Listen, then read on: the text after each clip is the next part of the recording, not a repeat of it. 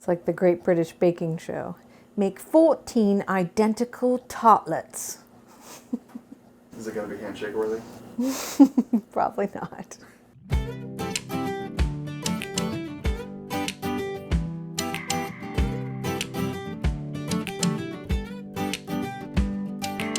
Welcome to Earth Eats. I'm Kate Young, and we are going to make some Valentine pastry cookies today. And I'm calling them Valentine pastry cookies because they're basically just made with pie pastry. I love making pies, I love making pie pastry, and there's so many wonderful things you can do with pie pastry besides pies. They're light and delicate, they're not too sweet, and you can put them in any shape you want. So today we're gonna make them into some really cute heart cookies.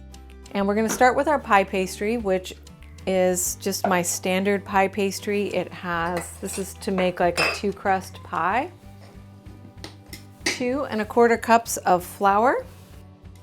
I know professional bakers weigh everything, and I probably should, but I'm just used to doing it this way, so this is what I do. And we're gonna put 2 teaspoons of sugar. And I put sugar even in my savory pie crusts because it doesn't really add a lot of sweetness. What it does is it helps give the crust color when it bakes, and it adds just a little bit of flavor. And then 1 teaspoon of salt. And this is Diamond Kosher salt. First, I like to pulse this real quick. And then I drop in 16 tablespoons of butter. This is an all butter crust. And you want to kind of coat the butter a little bit in the flour when you drop it in, just to kind of keep them separated in there. And then I'm just going to pulse this a few times to cut that butter into the flour.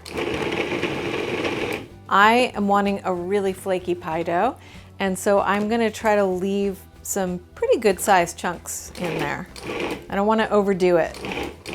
Most of them are pea-sized chunks, and then there's some that are maybe a little bit bigger than that, and that's just perfect. You want that butter to be cold. You do not want room temperature butter. That is the secret to a flaky pie. This is some chilled water. I've had this in the fridge. It's nice and cold. And then I'm just gonna drizzle some of this in here. That's 1, 2, 3. Just start to work that in. And with pie crust, you want to be careful not to overwork it once you've added the water. You do not want to get that gluten activated any more than you have to, because that's what'll make it tough. 5, 6. You're just trying to get just enough water in there for it to come together. I can tell that it needs a little bit more. And the reason this is never really exact is because it depends on the humidity, what type of flour you're using. You know, it just changes. You can't just have one set measurement for how much water to add.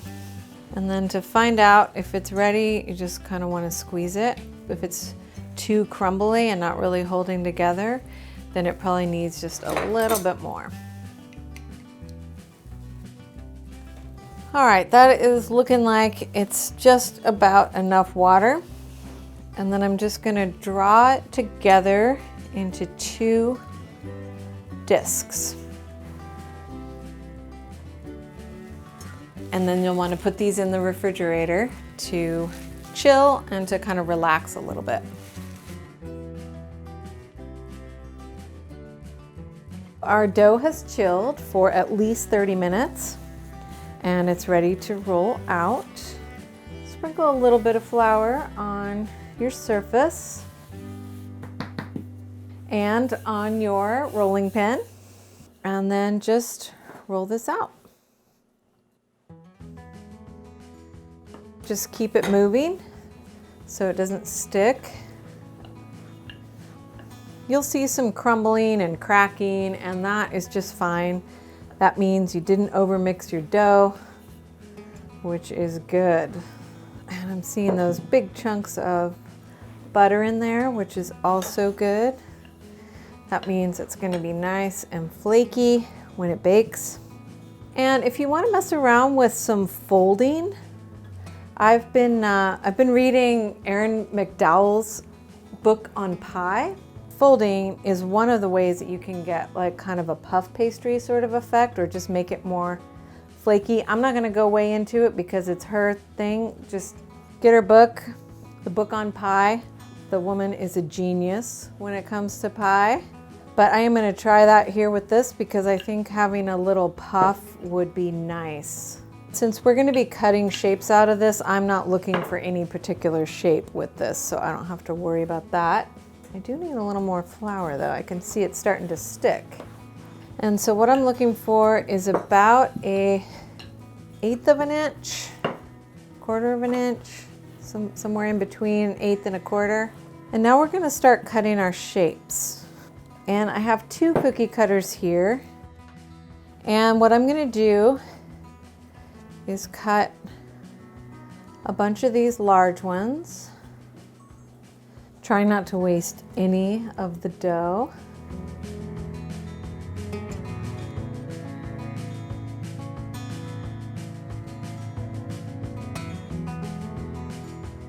And now for half of them, I'm going to cut out this smaller heart from the center. Make sort of a heart frame. All right. Now we're going to brush them with a little bit of milk or half and half or cream, whatever you happen to have. I'm going to brush these solid ones first. Mostly you just want to make sure you get around the edge.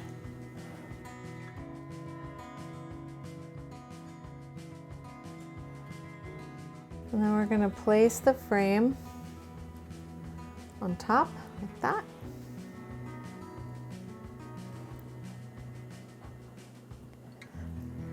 Another brush around the edge of the frame.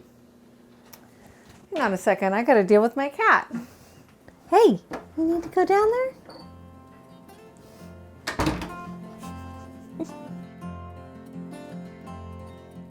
And then we're gonna sprinkle with some sugar. Transfer to a baking sheet. You could put these on there too and brush them with the milk and sugar and pop them in there too. And now these are ready to pop into a very hot oven. 425 is what you want to start these at. Check in 10 minutes, see how they're doing. They'll probably need a little bit longer than that, but go ahead and check them at 10.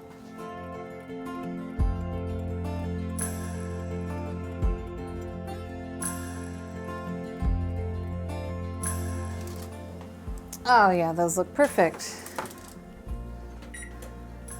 And the final step for these, while they're still warm, is we're gonna add a little bit of raspberry jam to this center heart. Carefully.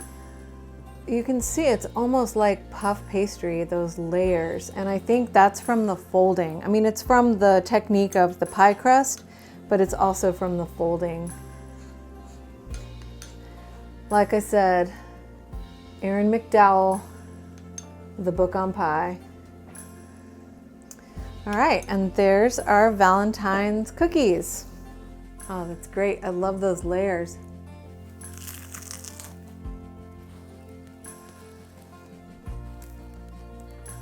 And I love that crunch.